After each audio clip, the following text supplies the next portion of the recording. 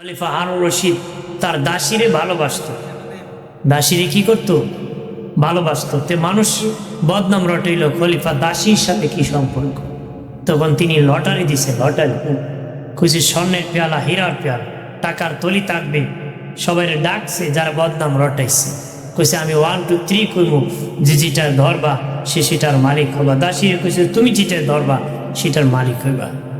1 2 3 কইছে। কেউ এক একজন স্বর্ণের পেয়ালা ধরছে, হীরার পেয়ালা ধরছে, টাকার তলিতে ধরছে। তার দাসী খলিফার কাপড়ে ধরে বসে আছে। খলিফার কাপড়ে ধরে কি বসে আছে। হারুন রশিদ ডেকে বলি, আমার দাসী, তোমার সামনে দেখো টাকার তলি ছিল, তুমি টাকার তলিতে কেন ধরো নাই? বাদশাহ আপনি বলেছেন যে যেটায় ধরবে সে সেটার মালিক হবে।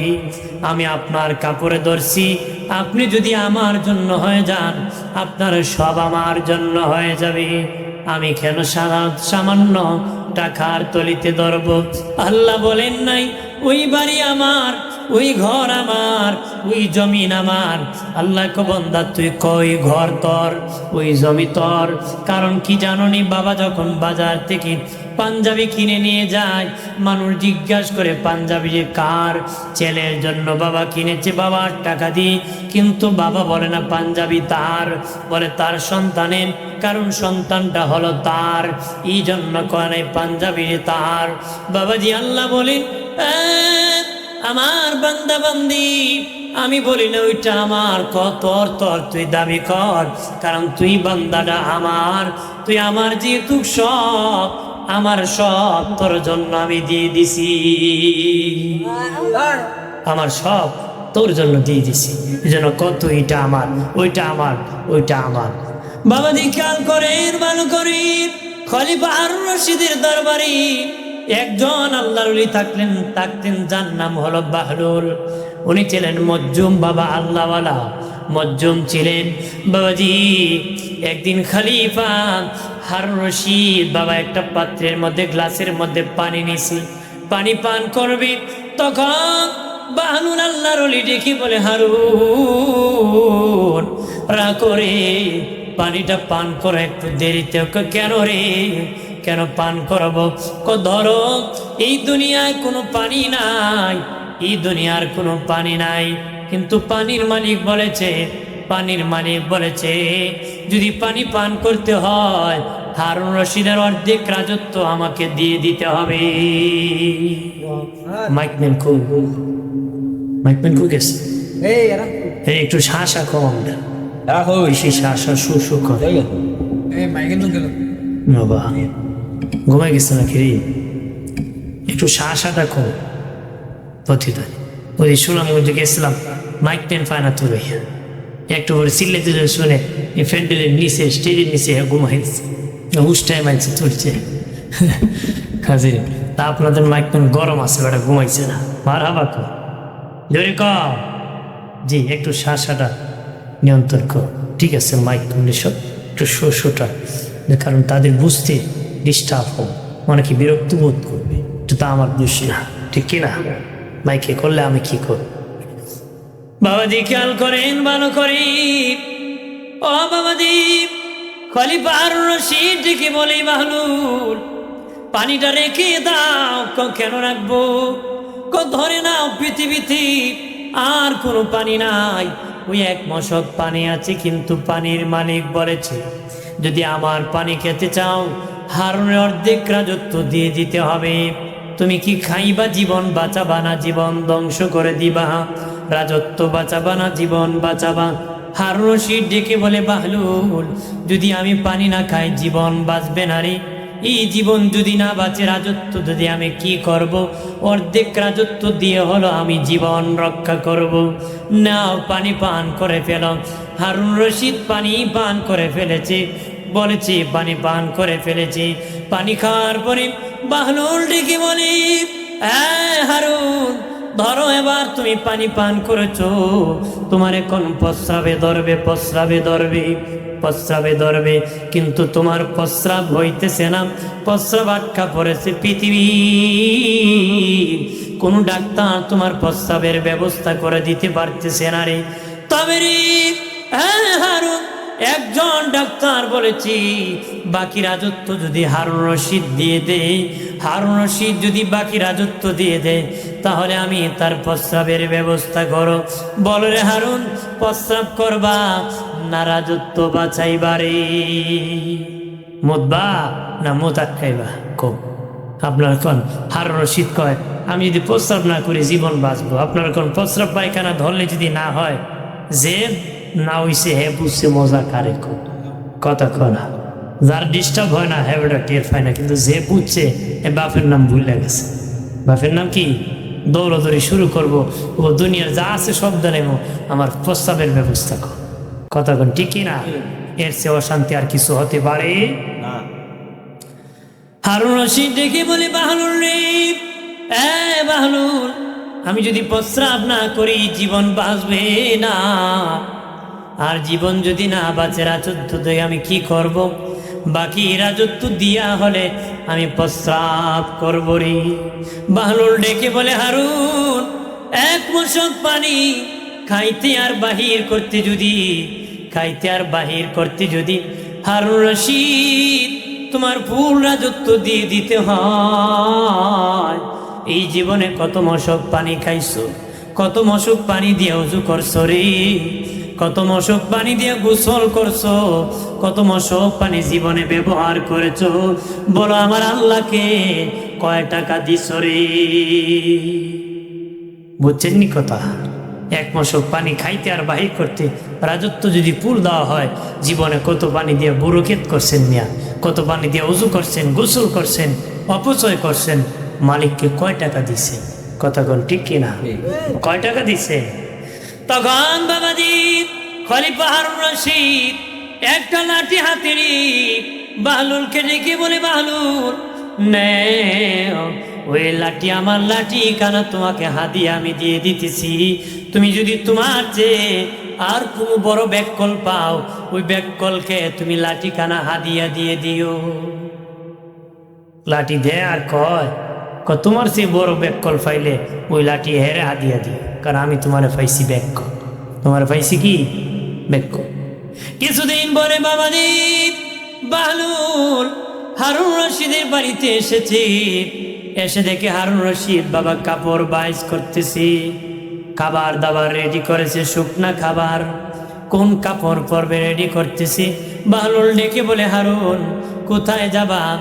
3 দিনের সফরে যাব, 1 সপ্তাহ থেকে রেডি হইতেছি, প্রথম দিন কোন খাবার খাবো, দ্বিতীয় দিন কোন খাবার খাবো, তৃতীয় দিন কোন খাবার খাবো, তারপরে বলতেছি প্রথম দিন কোন কাপড় পরে যাব, দ্বিতীয় দিন কোন কাপড় পরে যাব, তৃতীয় দিন কোন কাপড় পাবো, এই কাপড় রেডি করতেছি। তখন বাহলুল আল্লাহর ওলি বলে হারুন কয় দিনের সফর? 3 দিনের সফরে যাইতেছি। 3 দিন। ডেকে বলি ওগো হারুন 3 দিন সফরে যাবা, 1 সপ্তাহ থেকে খাবার দাবার কাপড় চোপড় রেডি করতেছো, হাসরের মাঠে কবরে তুমি যাবা, এর আগে এটা হাজার হাজার বছরের সফর, হাসরের মাঠে হাজার হাজার বছর থাকতে হবে, না জানি জাহান্নামে কত বছর জানি চলে যায়।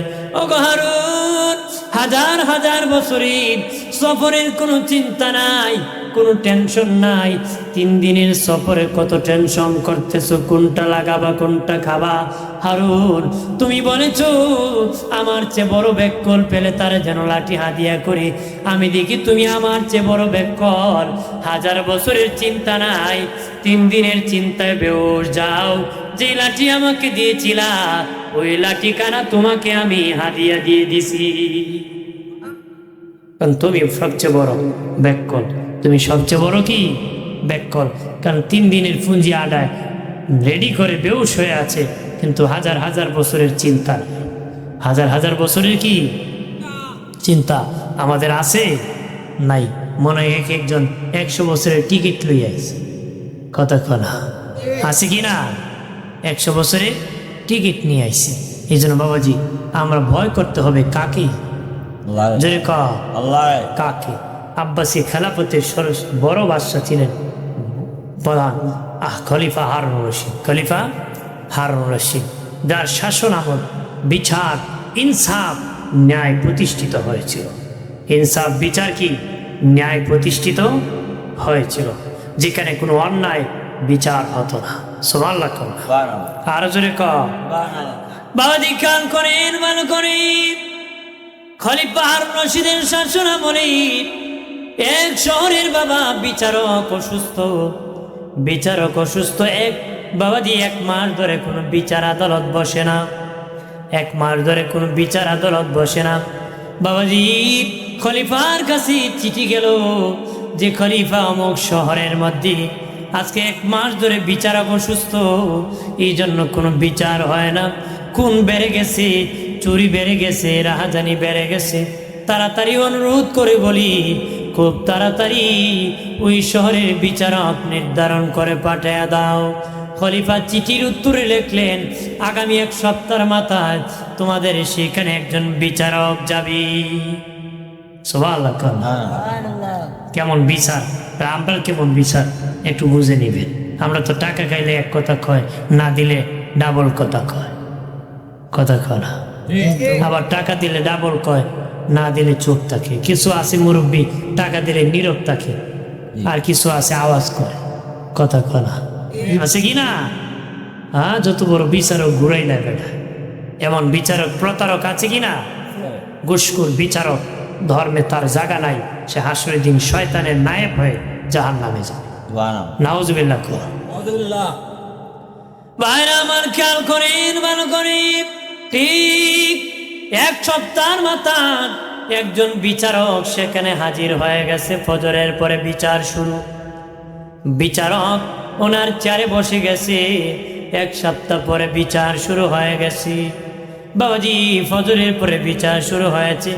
বিচার করতেছেন, হঠাৎ করে লোকেরা একজন বুড়ি মহিলাকে ধরে কাঠগড়ায় দাঁড় করায় দিছে। আদালত ডেকে বলে, বুড়ি কেন রে এই কাঠগড়ায় দাঁড় করালো? কি কারণে তাকে দাঁড় করায় দিল? লোকেরা বললো, এই বুড়ি গত রাত্রিতে হোটেলের মধ্যে রুটি চুরি করছে, মধু চুরি করছে, এই জন্য তাকে কাঠগড়ায় দাঁড় করায় দিছি। আদালত জিজ্ঞাসা করে, বুড়িমা সত্যি কি তুমি হোটেলের মধ্যে রুটি চুরি করছো, মধু চুরি করছো? বুড়িটি কি বলে, আদালত, হ্যাঁ সত্য, আমি রুটি চুরি করছি, মধু চুরি করছি। স্বীকার করে ফেলছে, সত্য আমি মধু আর রুটি। আদালত ডেকে বলে, বুড়িমা, বুড়িমা এই বুড়া বয়সে কেন গো তুমি চুরি করতে গেলা? বুড়ি ডেকে বলে, আদালত, আমার নাতিপুতি আছে, ছেলে নাই, ছেলের বউ নাই, 3 দিন ধরে উপবাস, তারা খিদার যন্ত্রণায় কান্না করতেছে। আমি বুড়ি শুইতে পারি নাই, সহ্য করতে পারি নাই, নাতিপতিদের জন্য মধু আর রুটি চুরি করতে হোটেলে গিয়েছি। আদালত যে বিচার, যে শাস্তি আছে আমার জন্য প্রয়োগ করেন, নির্ধারণ করেন। আপনি লিখলেন, আল্লাহর কসম আমি হোটেলে দাঁড়িয়ে দিয়ে গেছি না, কথা কয় না। বুড়ি কয়, সত্যি আমি চুরি করছি, যে রায় সেই রায় আমি মেনে। আদালত ভয় পেয়ে গেল। আদালত ডেকে বলি, আজকে আমি বিচার করব না, আগামীকাল ফজরের পরে বিচার করব। আজকে আমি বিচার করব না, আগামীকাল ফজরের পরে বিচার করব।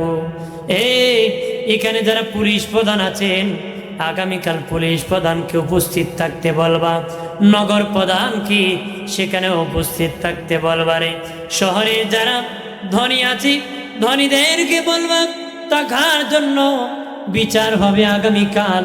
বাবাজি বুড়িকে আবার কাঠগড়ায় দাঁড় করাইছি। বিচারক ডেকে বলে, বুড়ি চুরির অপরাধে হাত কেটে দিতে হয়, বয়স বিবেচনায় মওকুফ করে দেওয়া হলো, তার হাত কেটা হবে না, তাকে 100 বেত নির্ধারণ করা হলো। কয়শো বেত? কথা করা 100 বেত নির্ধারণ করা। তবে এই 100 বেত বুড়ির গায়ে মারা হবে না, উনি অনেক বুড়া, ওনার গায়ে মারা হবে না। ওই শহরে যিনি নগর প্রধান আছেন, নগর প্রধান যিনি আছেন, ওনার দায়িত্ব ছিল ওনার নগরে কে কে আছে না কে আছে খোঁজ খবর রাখা। নগর প্রধান ওনার নগরে খবর রাখে নাই, কে কে আছে না কে আছে। খবর রাখার না রাখার অপরাধের কারণে ওই নগর প্রধানের হাতে 20টা বেত মারা হবে। কয়টা? 20টা মারা হবে। কারণ নগর প্রধান তার নগরের খবর রাখলো না কেন? যদি রাখতো বুড়ির নাতিপতি 3 দিন উপবাস থাকতো না। কতক্ষণ ঠিক কিনা? আমরা তো নিজে পেট ভরে খায়, পিঠ ভরে ঘুমায়, পাশের বাড়ির কোনো খবর নাই। নবী 3 বার কইছে মমিন না, মমিন না, মমিন না। আপনি 50 বার হজ করলো মমিন হইতে পারবেন না যদি খোঁজ খবর না রাখেন। মারহাবা কও, আল্লাহু আকবার কও। আমার প্রাণের বাবাজি, আরে যুবকেরা, তরুণেরা, ভালোভাবে খেয়াল করো। এলাকার মা বোনেরা ভালোভাবে খেয়াল করেন। বিচারক বললেন, যিনি নগর প্রধান, ওনার হাতের মধ্যে 20টা বেত মারা হবে। কেন? উনি নগরের খবর রাখে নাই। 2 নম্বর, উনি বললেন, যিনি পুলিশ প্রধান, ওনার হাতের মধ্যে 20টা বেত মারা হবে। কারণ উনি যদি ওনার দায়িত্ব সঠিকভাবে এই নগরে পালন করত, বুড়ি চুরি করার সাহস পেত না। এই জন্য পুলিশ প্রধানের হাতে 10-20টা বেত মারা হবে। এরপরে বললেন, যে খলিফা হারুন রশিদ, খলিফা হারুন রশিদ অযোগ্য ব্যক্তিকে নগর প্রধান হিসাবে মনোনীত করেছে। যদি যোগ্য ব্যক্তিকে মনোনীত করত, তাহলে এই শহরের মানুষ না খেয়ে থাকতো না। অযোগ্য ব্যক্তিকে খলিফা সেখানে মনোনীত করেছে। এটা খলিফার ব্যর্থতা। খলিফার ব্যর্থতার দায়ে খলিফার হাতে 20টা বেত মারা হবে। কেমন আদালত? আমার দেশের চেয়ারম্যানের বিপক্ষে রায় দিতে পারবে? কথা করা ভয়তে বেড়ায় কাফে চেয়ারম্যান কোন সময় গুরু শরীফ নাম লেখাই দেব। কথা না ঠিক কিনা? ওই ভয়তে মানুষ কাফে। আর রায় দিবনে 20টা বেত দিত একজন বাদশাহ খলিফার হাতে। কত বড় ইনসাফের বিচার! বিচারক বলেছে খলিফার ব্যর্থতা, অযোগ্য ব্যক্তিকে নগর প্রধান বানাইছে, এই জন্য খলিফার হাতে 20টা বেত মারা হবে। কয়টা? 20টা। তারপরে বললেন আরো বাকি আছে 40টা। বলেন, এই শহরের ধনীরা, তোমরা যদি তোমাদের শহরের গরিবদের খবর রাখতাম, শহরের গরিবদের খবর রাখতারে, তাহলে আজকে তোমাদের শহরে চুরি করতো না গরিব লোকটা। তোমাদের ব্যর্থতা, শহরে ধনী হইয়া খবর রাখো নাই, ধনের শুকরিয়া আদায় করো নাই। এই জন্য ধনীদের দেখে দেখে বাকি 40টা বেত ধনীদের হাতে মারা হবে। একটু চিল্লায় বলি আল্লাহু আকবার। বাবা 80টা বেত মারা হলো, আরো 20টা বেত বাকি রইল খলিফা হারুন রশিদের বেত। তখন বিচারক কি বলে, উপস্থিতি শুনে নাও, 20টা বেত খলিফা হারুন রশিদের বাকি আছে। খলিফা আমাকে সেখানে বিচারক হিসাবে নির্ধারণ করেছেন। বিচারক হিসাবে এই হিসাবে বাকি 20 বেত আমি বিচারকের হাতে তোমরা মেরে দাও, মেরে দাও। ওই বিচারক হাত পাতায় দিলেন, খুব জোরে জোরে তার হাতের মধ্যে 20টা বেত মারা হলো। হাত কেটে কেটে রক্ত গড়িয়া যাইতেছে। বিচারক ডেকে বলে, পরিমাম, পরিমাম, 100 জরিমানা করলাম, তোমাকে কিছু দিয়ে দিলাম।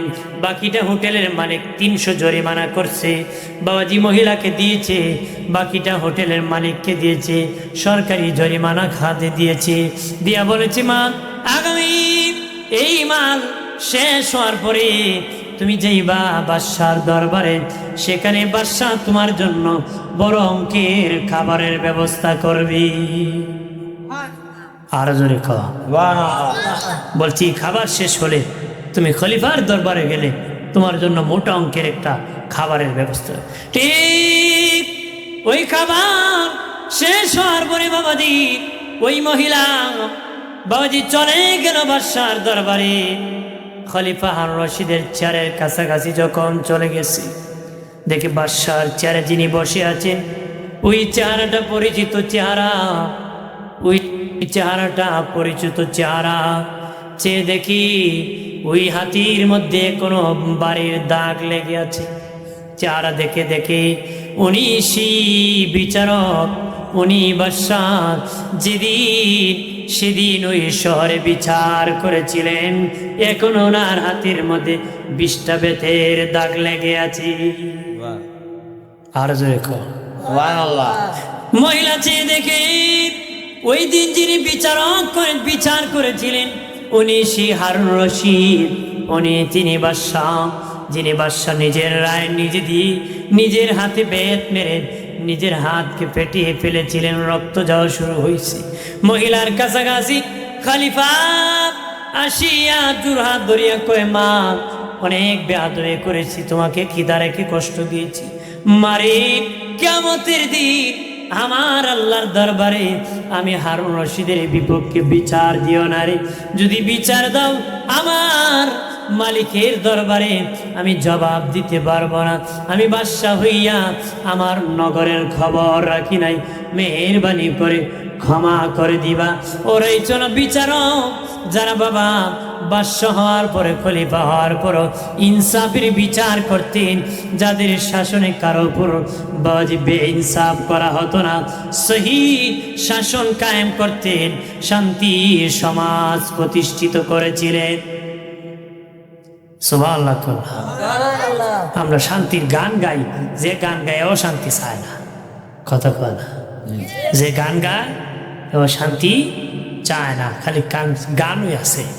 স্বপ্নে দেখছে তাই চলে জায়গায় প্রস্রাব করতেছে, এখন থেকে জায়গায় প্রস্রাব করে দিচ্ছে, লেপ ভিজাই দিচ্ছে। সে দেখছে স্বপ্নে কমলা খাইতেছে, আঙ্গুর খাইতেছে, ওইটা দেখে বালিশ ফেরে তুলা খাইতেছে। এখন যদি স্বপ্ন বাস্তবায়ন করতে হবে, আপনার এখন এই স্বপ্ন কি বাস্তবায়ন করা যাইব? করতে গেলে জায়গায় প্রস্রাব করতে হইব, তুলা ফেরে খাইতে, কথা কনা। তার মানে এরকম স্বপ্ন বাস্তবায়ন হয় না, স্বপ্ন স্বপ্নের মতন হতে হবে যেটা বাস্তবায়ন করা যায়। ওই স্বপ্ন দেখা যাবে না যে স্বপ্ন বাস্তবায়ন করা যায়, কথা কন ঠিক কিনা? আমার প্রাণের বাবাজি খেয়াল করেন, ভালো করেন।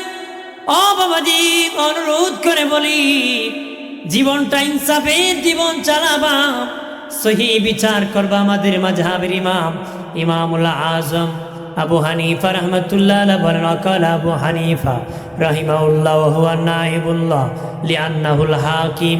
ইমাম আবু হানিফা বলেন, যারা ন্যায় বিচার প্রতিষ্ঠিত করবে, ন্যায় বিচার করবে, তারা হাসরের দিন আমার আল্লাহর নায়েব হয়ে দাঁড়াবে।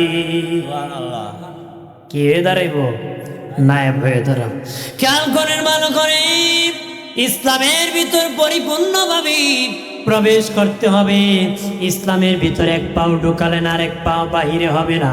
মসজিদের ভিতরে এক পাও আর এক পাও বাহিরে, যেমন ভিতরও না বাহিরও না, ঠিক তেমনি ভাবে বাউজি নামাজ পড়েন আবার বাহির হয়ে মিথ্যা বলেন, এমন হবে না।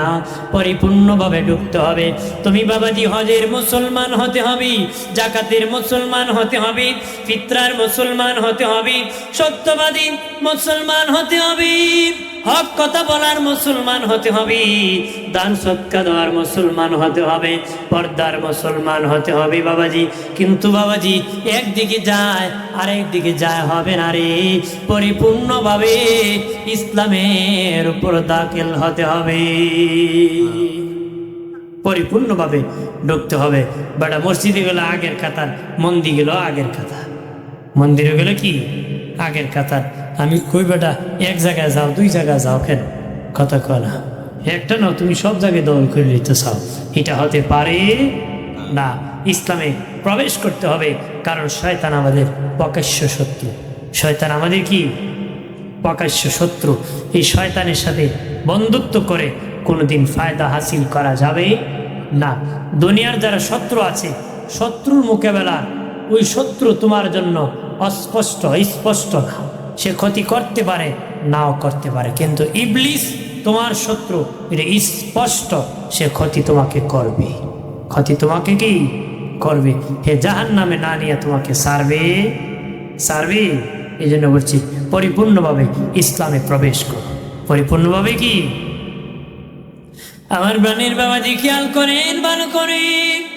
পরিপূর্ণভাবে মুসলিম হয়ে যাও, এক ভাই আরেক ভাইয়ের উপকারে এগিয়ে যাও, লাভে এগিয়ে যাও, ক্ষতিতে নয়। বাবাজি ক্ষতি করবা না রে, লাভে এগিয়ে যাও, মুসলমান মুসলমানের পাশে দাঁড়ায় যাও। আজকে বাবাজি টাকা যার আছে তার পাশে মানুষ দৌড়ায়, টাকা যার নাই তার খবর কেউ রাখে না রে। তেলের মাথায় তেল দে, যার তেল নাই তার খেলতেও তেল দেয় না রে।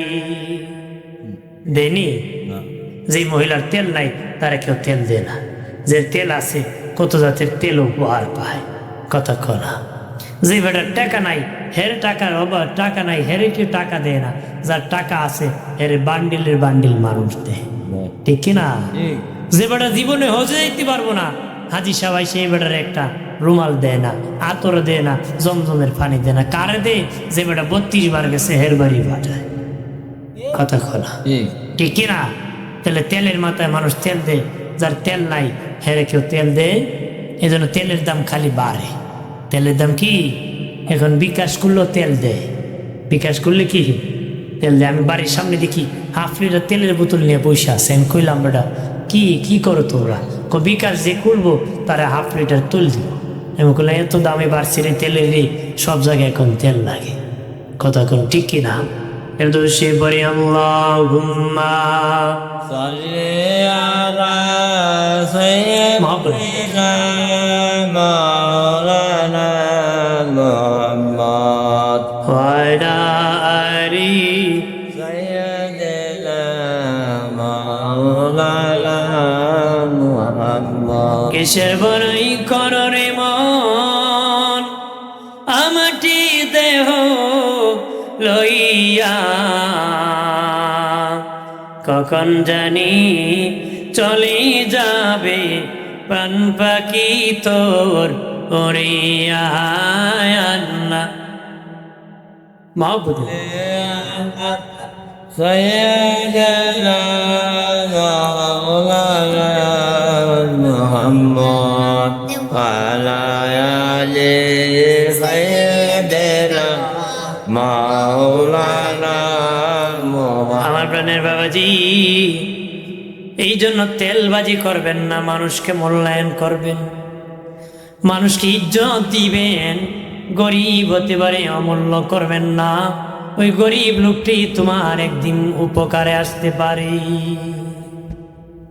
তার ঘাটে পড়ে তোমার মরণ হতে পারে, ও তো তার ঘরে বসে তোমার জীবন রক্ষা পেতে পারে। কথা কোন ঠিক কি? এই জন্য মানুষ মানুষকে মূল্যায়ন করতে হবে, মানুষ মানুষের কাছে এগিয়ে দিতে হবে। আল্লাহ নবীর সাহাবী আব্দুল্লাহ ইবনে আব্বাস রাইসুল মুফাসসিরিন, মুফাসসিরের প্রিন্সিপাল, উনি বলেন আল্লাহ নবীর রওজা দেখাইয়া, উনি বলেন এই রওজাওয়ালার জবান থেকে শুনেছি কোন বুড়া মানুষের কাজে যদি কেউ সহযোগিতা করে, কোন বৃদ্ধ লোকের লাঠি হাত থেকে পড়ে গেছে তুমি যদি উঠায় দাও, কোনো বুড়া লোক গাটুরে নিয়ে যেতে পারে না, তুমি সাহায্য করো। নবীজি বলেন আমার মসজিদ নববীতে 10 বছর ইতিকাফ করেছি, সওয়াব হবে, সেই সওয়াব আমল নামায় দেওয়া হবে। তাহলে মানুষকে মানুষ মনে করে তাকে মূল্যায়ন করতে হয়। আমি বুঝতে পারতেছি আমার নিজেরও ঠান্ডায় অকিছু করতেছি, আপনাদের কত কষ্ট হইতেছে।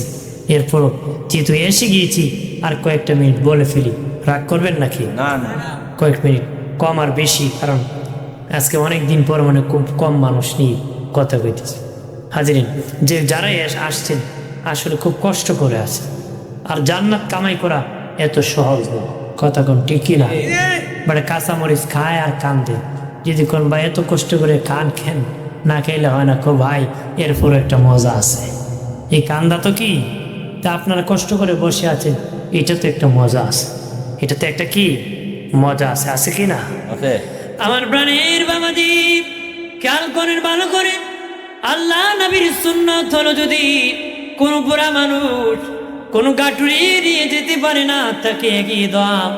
আপনারা এক বুড়ির ঘটনা জানেন, মক্কা যেদিন বিজয় হয়েছিল, বুড়ি গাটুরি বেঁধে বাবা পলাইতে শুরু করলো মক্কা থেকে পালাবে। নবী বলেন মা কই যাও?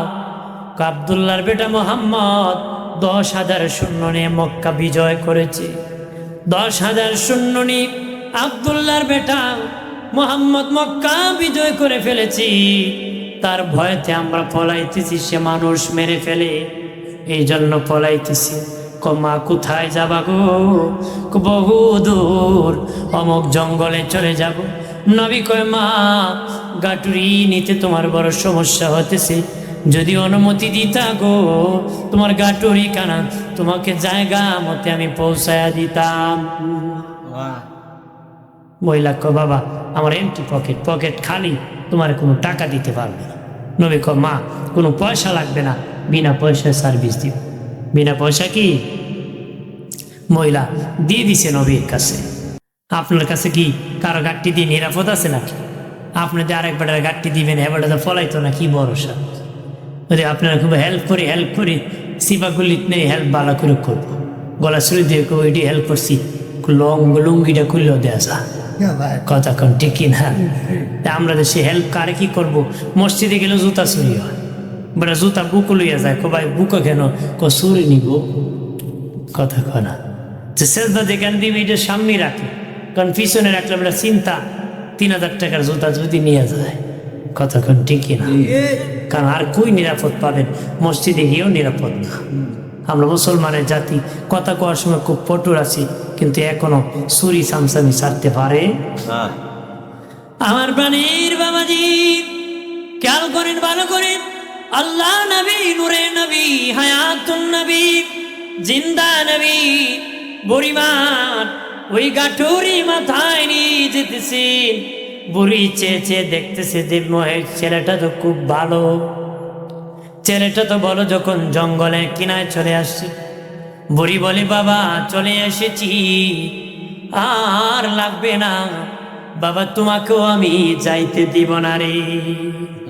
মোহাম্মদ বড় খারাপ মানুষ, মেরে ফেলে বাবা, তুমি সেখানে থেকে যাবা। নবী ডেকে বলে মা মোহাম্মদকে দেখছো নি?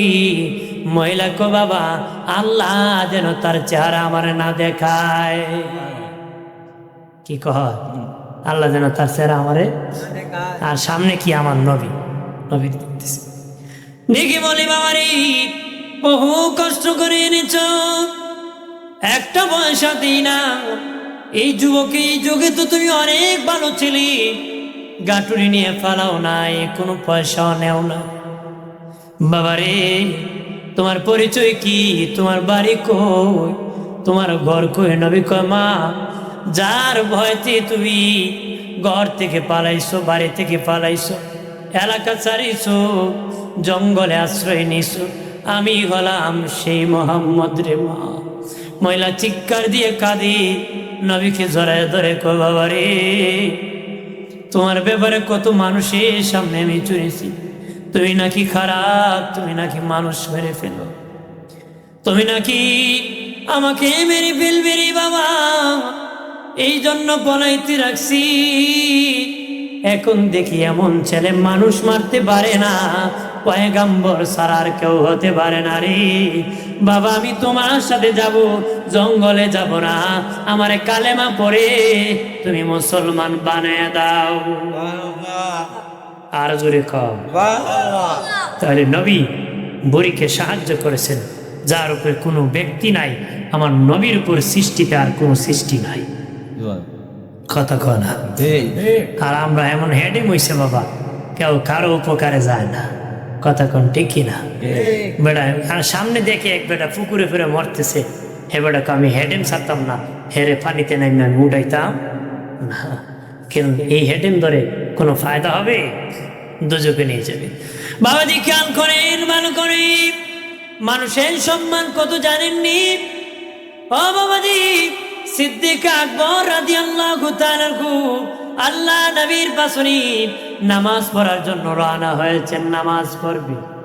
কিন্তু যে রাস্তা দিয়ে রওনা হয়েছেন ওই রাস্তাটা বাবা এত ছোট, একজন গেলে আরেকজন আসতে পারে না, পিছনে যেতে পারে না, যদি পাস হয় খুব ঘষাঘষি করে যেতে হয়। হযরত আবু বকর দেখেন নবীর পিছনে নামাজ পড়বেন, কিন্তু সামনে একজন ইহুদি বুড়া লাঠি ভর করে করে যাইতেছে। উনি মনে মনে বলেন যদি বুড়ার পিছনে হাঁটি নবীর পিছনে নামাজ ধরতে পারবো না, আর যদি নামাজ ধরতে হয় বুড়াকে ধাক্কা দিয়ে ফেলে দিয়ে আমাকে যেতে হবে, চিপা দিয়ে কষ্ট দিয়ে যেতে হবে। না না, আমি নামাজ ছেড়ে দিব, পরে জামাত ধরবো, যতটুক পায় ততটুক ধরবো, কিন্তু আল্লাহর সৃষ্টি ওই বৃদ্ধকে আমি বেইজ্জতি করতে পারি না রে। নবী বলেছেন কিয়ামতের আগে জোয়ানরা বুড়াদের বিরুদ্ধে কথা কয়, জোশ মারবো। আছে না জোয়ানরা কয় বুড়া বেটা কি করছে, খালি মাইল লাগিয়েছে, দেখে যায় সীমানা নিয়ে ধাক্কা ধাক্কি করছে। যখন আগের বুড়ারা সীমানা ঠিক দেয় নাই, কিন্তু সীমানা যখন ম্যাপ নিয়ে গেছে নাতি দেখে, যদি বুড়ার কুটাত না থাকে এর ঘর ভাঙা দিতে হয়। কথা কোন ঠিক কিনা? বহু জায়গায় আমি নিজেও গেছি কুড়া দিতে বিচারে, দেখছি বেটা ফাল মারছে, ম্যাপে দেখা আমারটা সোজা, এখন বাঁকা হইব কেমনে। কারণ ম্যাপ লিয়ে যখন গেছে দেখে যদি সোজা করতে হয় ওই কোনাইতে তার ঘর দিয়ে দিতে হয়। এই কোনাইতে কি কথাটা আগের তুই ঠিক আছে, যেমনি আছেন এমনি থাক। তার মানে জোয়ানের জোয়ান কি, বুড়ার দাম নেই। কি তা কথা ঠিক কিনা? যে নবী বলেছেন কিয়ামতের আগে আগের পরের লোকেরা আগের লোকদের দোষারোপ করবে। পরের লোকেরা কি আগের লোকদের দোষারোপ করবে।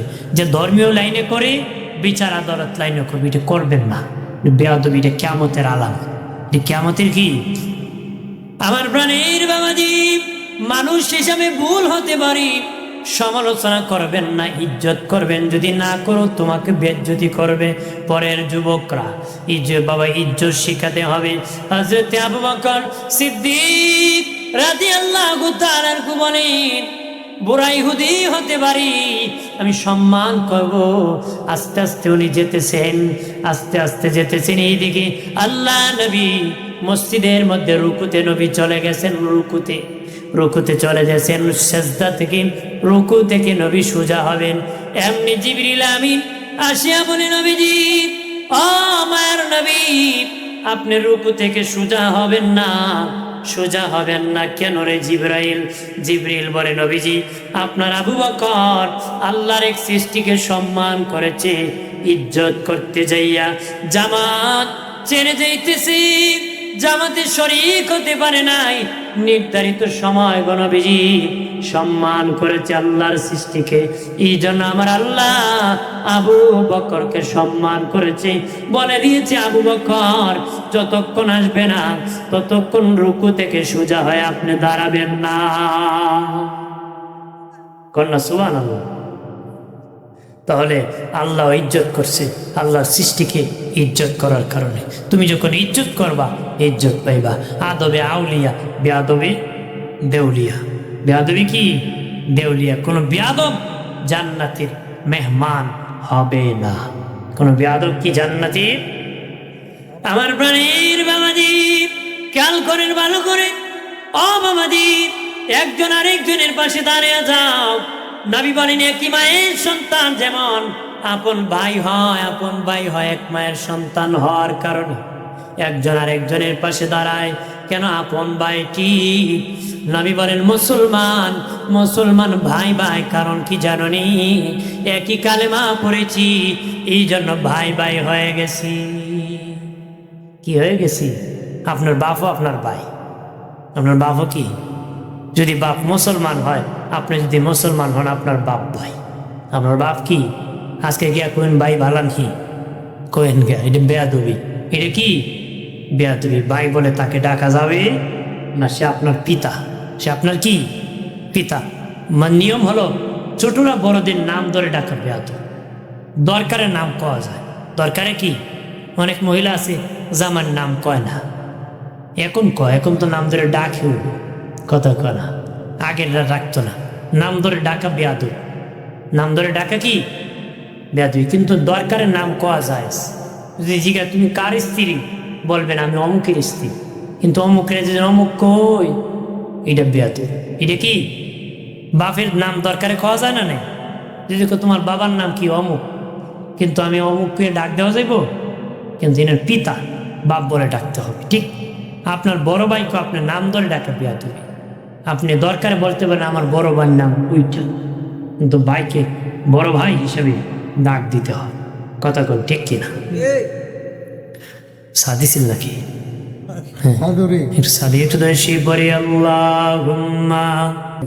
আমি যতটুকু বলেছি আমাদের জীবনটা যেন পরিবর্তন হয়, এই জন্য বিভিন্ন উদাহরণগুলো টানতেছি। আমরা যেন মানুষকে মানুষ মনে করি।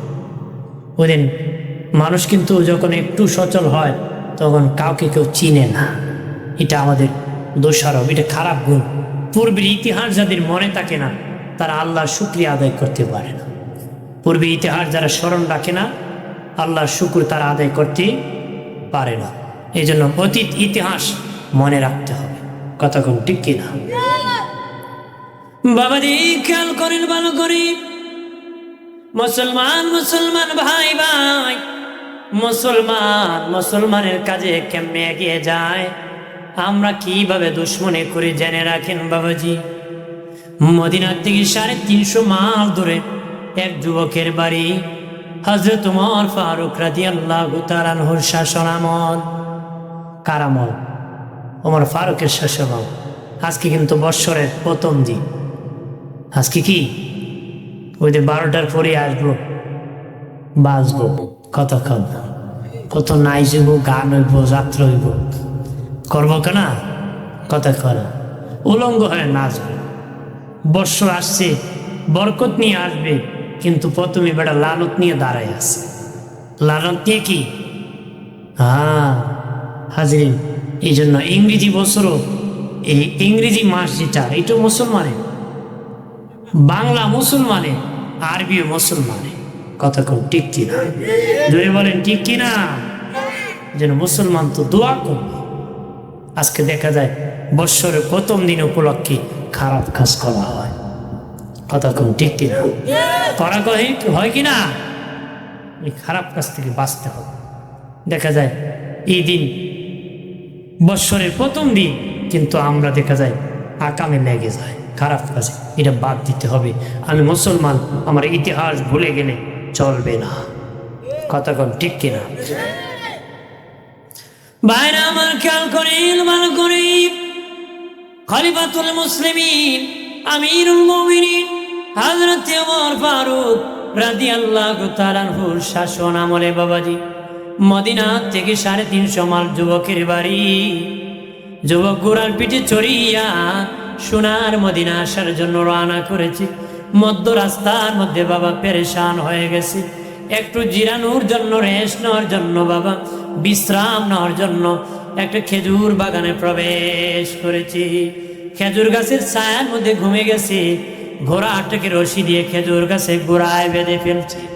গোড়ায় যখন বেঁধে ফেলছি, ওই যুবক যখন ঘুমিয়ে পড়েছে, তখন বাবাজি ঘোড়াটা সফরি জিন্দিগি, রশি দুর্বল, ঘোড়া রশি চিরিয়া খেজুর বাগানের যত চারা ছিল পারিয়ে নষ্ট করে ফেলেছি।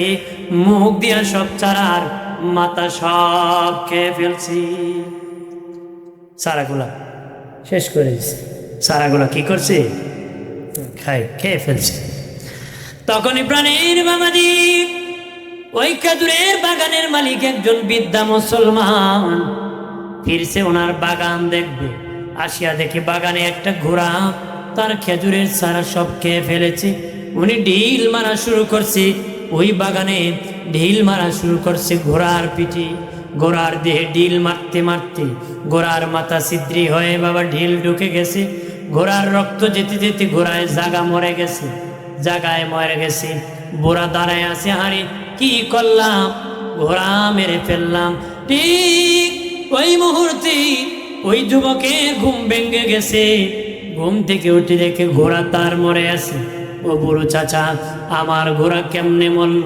বলতেছে, আমি ঢিল মেরেছি, আমার চারা খেয়ে ফেলেছে, মাথায় ঢুকে গেছে, তোমার ঘোড়া রক্ত যেতে যেতে মরে গেছে। মুরব্বীও মুসলমান, মিথ্যা কথা কইতো না। মুসলমান মিথ্যা কথা কথা কর, মিথ্যা কথা কয় না। কিন্তু মুসলমান আজকে মিথ্যার আখড়া নিয়ে বসে আছে। মোল্লা জিয়ন রহমতুল্লাহ আলাইহি এক ব্যক্তি কয়, আপনার বউ বিধবা হয়ে গেছে না। ওনার বউ নাকি বিধবা হয়ে গেছে না। উনি দৌড় মারছে বাড়িতে গিয়ে, বউরে কয়, তুমি বিলে বিধবা হয়েছে? আপনি এত বড় আলিম, আপনি জানেন আপনি মরলেন, আমি বিধবা হইতে। কথা কয় না। আমি তো এটা বুঝি নাই, মুসলমানে কি মিশা কথা কয় নাকি? উনি ভাবছে, আমি তো মিথ্যা কথা কই না, একজন মুসলমান কইছে, আমি ভাবছি সত্য কইছে, আমি আর যাচাই করি নাই, দৌড় মারছি। কি মারছি? দৌড় মারছি। যেন আমরা এত মিথ্যা বলি যে একজন আরেকজনের কথা এখন আর বিশ্বাস করে প্রতারক হয়ে গেছে। আমার প্রাণীর বাবাজি খেয়াল করেন, ভালো করেন। ও বাবাজি, যুবক বলে আমার জওয়ানি শক্তি, সফরি জিন্দিগি, ঘোড়া নিয়ে মদিনায় যাব। আমার মেজাজ গরম হয়ে গেল, আমি কিভাবে বাকি রাস্তা যাব? মুরব্বীর সাথে কুস্তি লেগে গেলাম, টাচ করলাম। বুড়া মানুষ ধরতে দেরি জাগায়, লোকটা মরতে দেরি নাই। মারার পরে অনুতপ্ত হলাম, আহারে আমার ঘোড়া মরে গেছে, মরে যাক। আমি তো একটা খুন করে ফেলছি, মার্ডার করে ফেলছি, মানুষ মেরে ফেলেছি। আমি কি করব? আমি তো জাহান্নামী হয়ে গেছি। অপেক্ষা করতেছে ওই বুড়া নিয়ে কোনো গার্জেন ওই বাগানে আসি। বাবাজি, সন্ধ্যা হয়ে গেল। হঠাৎ করে দেখি দুটা যুবক ছেলে ওই খেজুর বাগানে প্রবেশ করেছে। দেখি তার বাবা মরে আছে, পাশে ঘোড়া মরে পড়ে আছে, ওটার পাশে যুবক দাঁড়িয়ে আছে। ও যুবক, আমার বাবা কেমনে মরছে রে? যুবক বলে, তোমার বাবা আমার ঘোড়া মেরে ফেলেছে, ঘোড়াকে মেরে ফেলেছে। আমার জওয়ানি শক্তি বুঝতে পারি নাই, মরে যাবে টাচ করেছি, তোমার বাবা জায়গায় মরে গেছে। জায়গা কি হয়েছে? হাতটা উল্লু মারে ধরে কি তাই কিন্তু এরা কারা?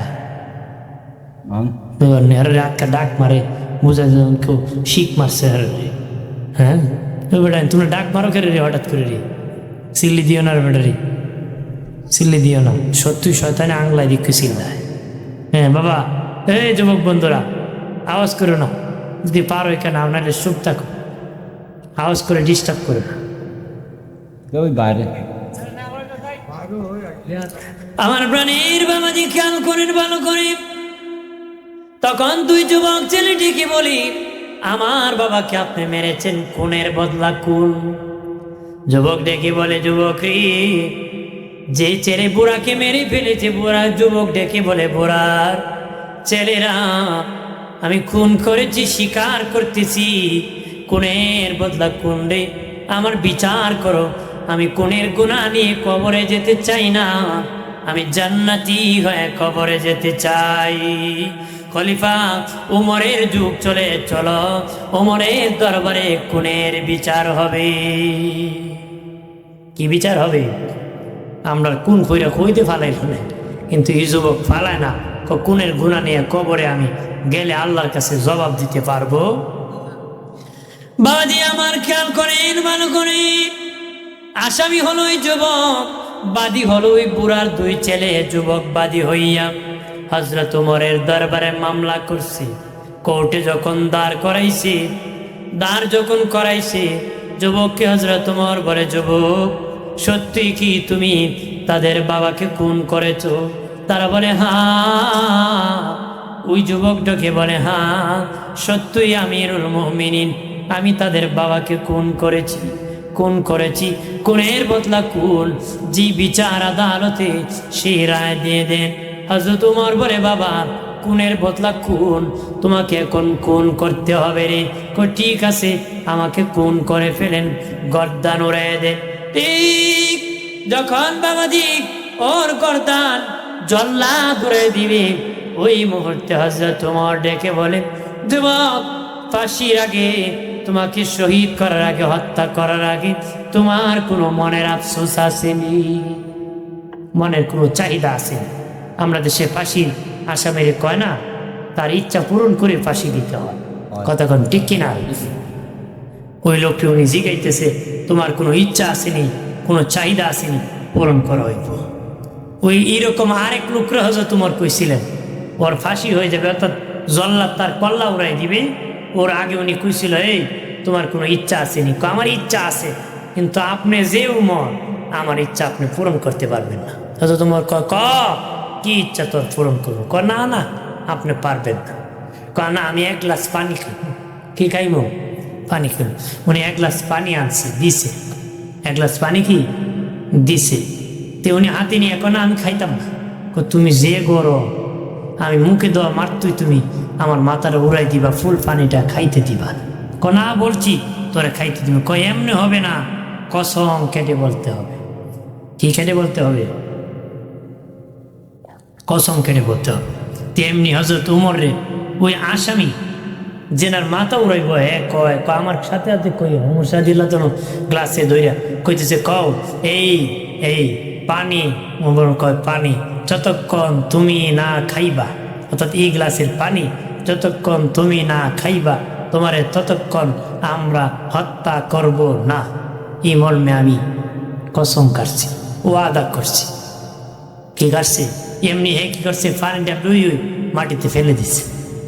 মাটিতে কি ফেলে দিচ্ছে? খবর তুমি তো কইছিলে এই গ্লাসের পানি আমি না খাইলে আমারে পাশি আমারে হত্যা করবা না, এখন তো আমি পানি ফেলে দিছি, খাইলাম না, এই পানি তো আর পাইবা না, এখন কি করবো? হয়তো তোমার কো ইসলাম সুন্দর, আমি ওয়াদা করেছি তোকে আর কতল করা হবে না, নিশ্চিত করই হও। আরো জোরে কও। ওই যুবক দেখি বলি, আমিরুল মুমিনিন আমার দুটা ইচ্ছা গো। এক নম্বর ইচ্ছা, বাড়ির পাশে এক ইহুদির দোকান থেকে বাকি খেয়েছিলাম, ওই লোকের পাওনা আছে, আমি যদি সেখানে কতল করে দেন তার পাওনা তো দুনিয়ায় দিতে পারবো না, কিয়ামতের দিন তা আমার বিপক্ষে মামলা দিবে, আর যতদিন বেঁচে যাবে সে বলবে মুসলমান বেঈমান, টাকা বাকি নিয়ে টাকা দেয় না, এটা ইসলামের কলঙ্ক হবে। আমিরুল মুমিনিন আরেকটা হলো, আমি আমার মায়ের কাছ থেকে দুধের মাপটা নিয়ে আসবো। আমার মা আমার বড় আদর করে লালন পালন করছে, কোলে নিয়েছে, দুধ পান করাইছে, আমি তো ইন্তেকাল হয়ে যাব, কতল হয়ে যাব, এর আগে আমার জনম দুঃখিনী মায়ের কাছ থেকে বিদায়টা নিয়ে আসবো। একটু মেহেরবানি করে আমাকে একটু সময় দেন, আমি বাড়ি যেতে চাই।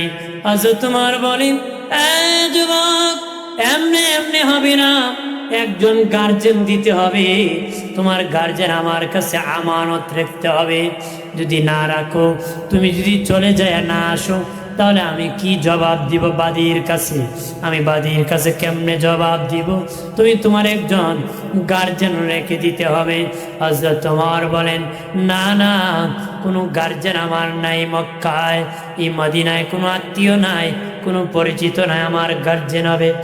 হযরত তোমার বলেন, তাহলে হবে না রে, আর তোমাকে সাহাবী পাহারাদার দেওয়া যাবে না, কম পাহারাদার দিলে হয়তো তোমার এলাকায় যাইয়া সাহাবী তুমি হত্যা করে ফেলে দিতে পারো, আর বেশি দেওয়ার সুযোগ নাই, অনেক কাজ আছে, দেওয়া যাবে না। কি করতে হবে? এই মুহূর্তে তোমাকে হত্যা করে দিতে হবে, ছাড় দেওয়া যাবে না।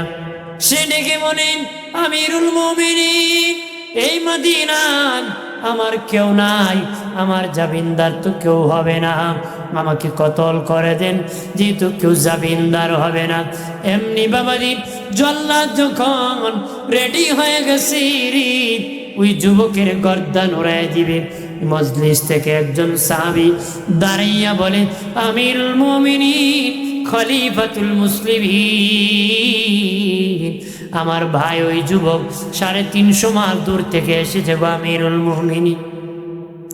ওগো আমিরুল মুমিনিন, আমার ভাইয়ের দুইটা ইচ্ছা, ইহুদির দোকানের বাকিটা আদায় করে দিবে, মায়ের কাছ থেকে দুধের ক্ষমা আনবে, কিন্তু সুযোগ নাই, তার কেউ গার্জেন না গো আমিরুল মুমিনিন, আমার ভাইকে ছেড়ে দাও, আমি আবু যার গেফারি আমার ভাইয়ের জামিনদার হয়ে গেছি। নবীর একজন সাহাবী নাম আবু যার গেফারি, চাদর মোড়া দিয়ে নবীর কাছে বসে আছে, একদম মুখটুক ঘুইরা। জিবরিল আয় কো, নবী এটা আপনার সাহাবী আবু যার গেফারি না? নবী কো, জিবরিল তুমি চিনো নাকি? জিবরিল কো, শুধু আমি চিনি না, আসমানের ফিরিস্তারাও চিনে। সুবহানাল্লাহ কন্যা, আর জোরে কও। বাবাজি খেয়াল করেন ভালো করে, ও বাবাজি, হযরত তোমার দেখি বলে, আবু যার তুমি কি, তোমার কি সে পরিচিত লোক? কয় না। কোনো আত্মীয় হয় নাকি? কয় না না। কেন তুমি জামিনদার হবারে? কারণ তোমার জামিনদার হওয়ার পরে ওই ছেলেকে আমি ছেড়ে দিব, ওই ছেলে যদি না আসে নির্ধারিত সময় তোমাকে কতল করা হবে, ওর বদলা তোমাকে কতল করা হবে। সে ডেকে বলে, আমিরুল মুমিনিন, আমি বুঝি শুনি জামিনদার হতেছি, আমার ভাইকে ছেড়ে দে, ভাই যদি না আসে আমাকে কতল করে দিবেন, কতল করে দিবেন। হযরত ওমর বলে, ও আবু জার, কেন রে এত বড় রিস্ক নিয়ে জামিনদার হল? আবু জারকে বাড়ি বলি, আমিরুল মুমিনিন, আল্লাহ নবী বলেছেন মুসলমান মুসলমান ভাই ভাই, যদিও তার সাথে রক্তের সম্পর্ক নাই, তার সাথে আমার কালেমার বন্ধন আছে, কালেমার বন্ধন আছে, তার সাথে আমার কালেমার বন্ধন আছে। আমি আমার ভাইয়ের পরিচয় লাগবে না, মুসলিমই তার পরিচয়, আমি তার জামিনদার হয়ে যেতেছি। কারণ হাসরের মাঠে আল্লাহ নবীকে বলবো, যদি সে না আসে, আমার যদি কতল হতে হয়, নবীকে বলবো, আল্লাহ তোমার উম্মতকে সাহায্য করতে যাইয়া আমি আবু জার জীবন দিয়েছি, আল্লাহ গো তোমার নবীর উম্মতকে সাহায্য করতে জীবন দিয়েছি। সেদিন হয়তো মদিনার নবীর উম্মতকে দুনিয়ায় সাহায্য করার কারণে, সহযোগিতা করার কারণে আমার মদিনার নবী সুপারিশ করে আমাকে জান্নাতি বানাবে। আর জোরে কর সুবহানাল্লাহ। হযরত ওমর ডেকে বলে, যুবক রে, এ যুবক, চলে যাও বাড়ি, আগামী মাসের প্রথম জুমাবারে তুমি মসজিদে হাজির থাকবা, জুমার পরে তোমার বিচার হবে। বাদী দুই যুবককে হযরত ওমর বলে, আগামী মাসের প্রথম জুমাবারে তোমরা হাজির হবা, তোমাদের বাবার খুনির বিচার হবে। ঠিক পরের মাসের প্রথম জুমাবারে বাদী উপস্থিত হয়েছে, মুসল্লিয়ান জনগণ উপস্থিত হয়েছে, কিন্তু ওই যুবকের খবর নাই, ওই যুবক আসে না।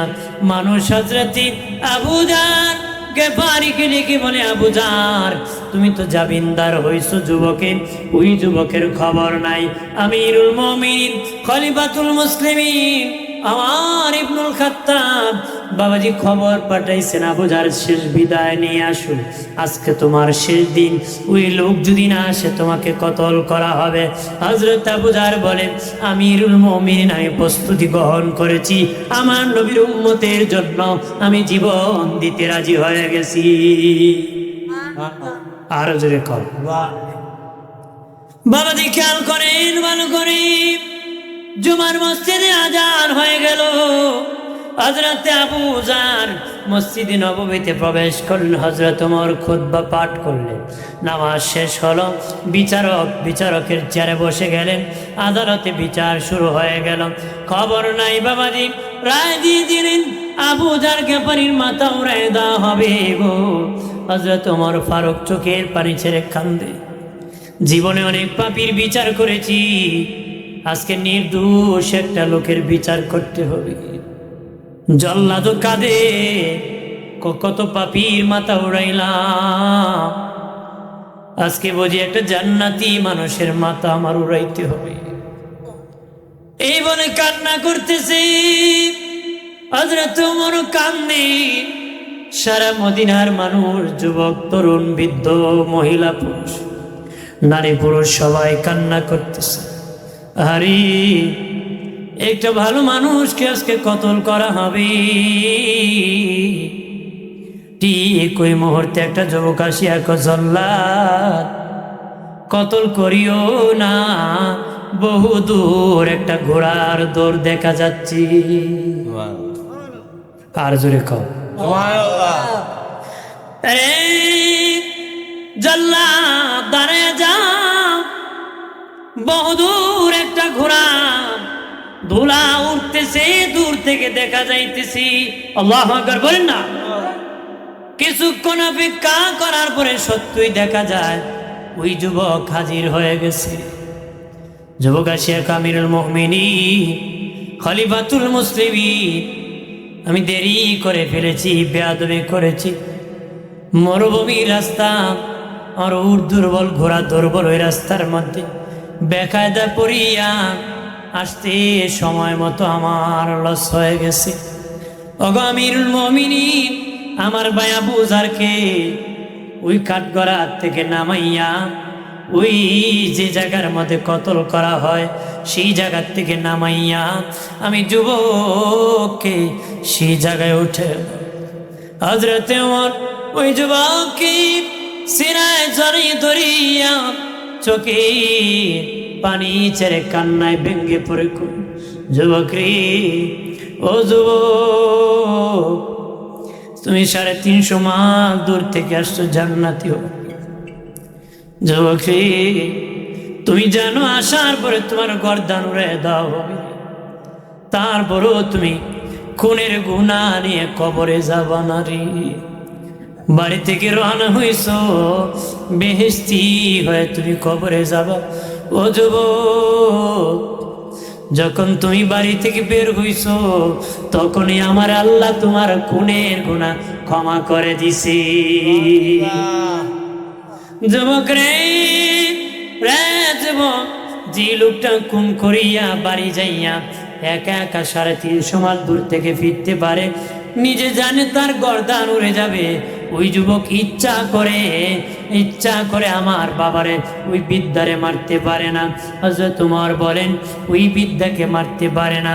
বাদী 2 ছেলে দেখি বলেন, আমিরুল মুমিনিন খলিফাতুল মুসলিমিন, যে যুবক ছেলে এত দূর থেকে তার নিজের ওই খুন করেছে, খুনের বদলা নিবে, তার মাথা উড়াই দিবে, সে জানে, এটা জানিও সে সেখানে তাকে না দৌড়ায় মদিনায় চলে আসে। আমিরুল মুমিনিন এমন যুবক ছেলে ইচ্ছা করে আমার বাবাকে মারতে পারে না। আমরা বাবার ওয়ারিশ হিসাবে বাবার খুনের অপরাধ ক্ষমা করে দিছি। আর জোরে কর, খুনের অপরাধ ক্ষমা করে দিছি। এক ভাই আরেক ভাইয়ের পাশে এমন ভাবে দাঁড়াইছে, জীবন ঝুঁকি নিয়েও ভাইয়ের পাশে ভাই দাঁড়াইছে। আমরা তো সুখের দিনে দাঁড়াই, দুঃখের দিনে বউ ফলায়। কথা কোন ঠিক কিনা? ঠিক কিনা বলে? সুখের দিনের বন্ধুর অভাব নাই। হে যুবক, কত বন্ধু পাবে সুখের দিনে, দুঃখ দিন আসলে বুঝবে। নিজে খাওয়াইতে পারলে তোর বন্ধু ভালো, আর একদিন অভাবে পরে কইস বন্ধু আমার কিছু টাকা লাগবে, দেখবে 3 ফালে 9 ফাল যাইব। কথা কোন ঠিক কিনা? ঠিক কিনা বলে? এই জন্য বন্ধুত্ব করতে হবে ভালো লোকের সাথে, যারা তোর পাশে দাঁড়ায়, তারা তোর পাশে দাঁড়ায়। বাবা ইয়াবা খায় এমন লোকের সাথে বন্ধুত্ব করলে তুমিও খেয়ে ফেলবা। কথা কোন ঠিক কিনা? তোমরা কোনো বেয়াদব হবা না। বেয়াদবের সাথে ধর্মের জান্নাতের কোনো সম্পর্ক নাই। বেয়াদবের সাথে কি? জ্ঞান কম অর্জন করো, আদবদার তাকে জান্নাত পাইবা। জ্ঞান বেশি অর্জন করছো, বেয়াদব হইছো, দোজখে যাবা। দুনিয়া কোনো চাকরি হবে না, আখিরাত তো বেহেশত নসিব হবে না। কথা কোন ঠিক কি? আমার মূল কথা হলো আমরা যেন ভালো হই, আমরা যেন কি হই? ভালো হই, সম্মান করতে শিখি। বাবাজিরা যুবক বন্ধুদেরকে স্নেহ করবেন, যুবক যারা আছো মুরব্বীদের শ্রদ্ধা করবা। মা বোনরা আপনার স্বামীর কথা শুনবেন, স্বামীর কদর করবা, আদর করবা, তোমরা মিলেমিশে চলবা, ঝগড়া করবা না, নিজের জবানকে হেফাজত করবা। আমরা যারা আছি আমরা যেন আমাদের জিন্দিগি নবীর পথে চালাতে পারি। রাজি আছি? আসেন সালাম জানাইয়া নবী।